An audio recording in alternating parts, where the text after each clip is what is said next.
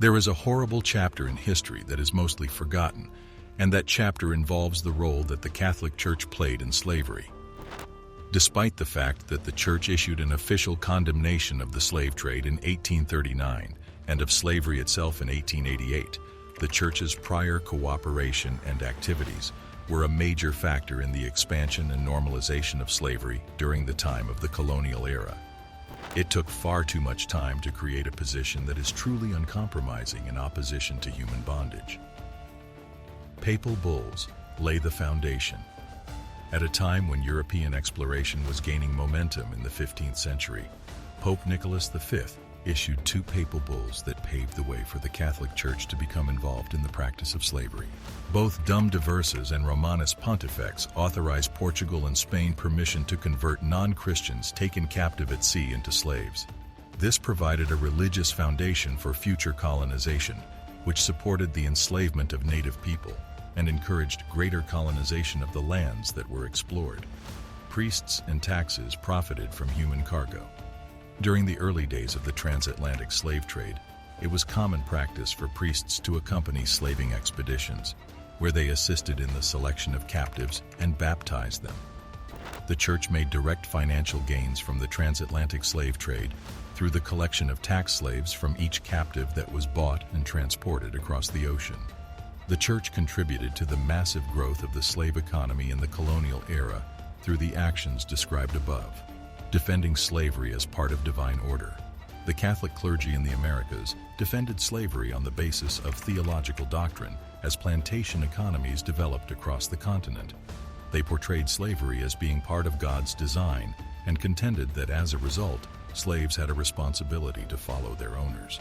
Despite the fact that uprisings were frequently denounced, very little effort was made to preach against the evil of slavery. A significant amount of slaves belonging to church ownership. The Jesuits were one of many religious organizations that actively participated in the transatlantic slave trade by running sugar plantations in South America that relied on the labor of enslaved people. Slave transport was made possible by port infrastructure that was under the power of commands. Collectively, the Church rose to prominence as one of the major slaveholders in countries such as Brazil. Uncertain steps towards the abolition of slavery. The popes and bishops of the Catholic Church did not begin to issue harsh condemnations of the slave trade until the 19th century. However, the acts focused on prohibiting Christian slavery rather than completely denouncing the institution of slavery. Slaves who managed to escape received very little material assistance. Some members of the clergy opposed abolition in order to safeguard the rights of slaves owned by the Church. A failure of moral principles and a trace of complicity. The moral principles of the Catholic Church include protecting human dignity and rejecting unjust treatment of people. These ideas form the foundation of the Catholic Church. On the other hand, when it came to the institution of slavery, it displayed a failure to live up to these beliefs through not only its words, but also its actions.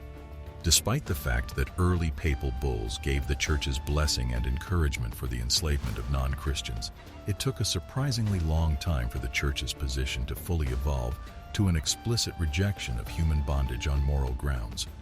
This was due to the fact that the Church first gave its approval and encouragement for the practice. Instead of taking a definite stance against slavery from the beginning of the transatlantic slave trade, the Church maintained permitting the practice and benefited financially from it. This was the case even after the transatlantic slave trade had begun. The Church, over a period of many decades, placed a higher importance on retaining the considerable economic privileges it received from slavery, rather than tackling the fundamental violation of human rights that defined the institution. This resulted in the situation that we see today. Through both the direct collection of taxes on the transportation of enslaved peoples and the establishment of the Church as one of the greatest slave owners through the ownership of church-run plantations and property that included title to slaves, the Church amassed a significant financial interest in the maintenance of the slave economy.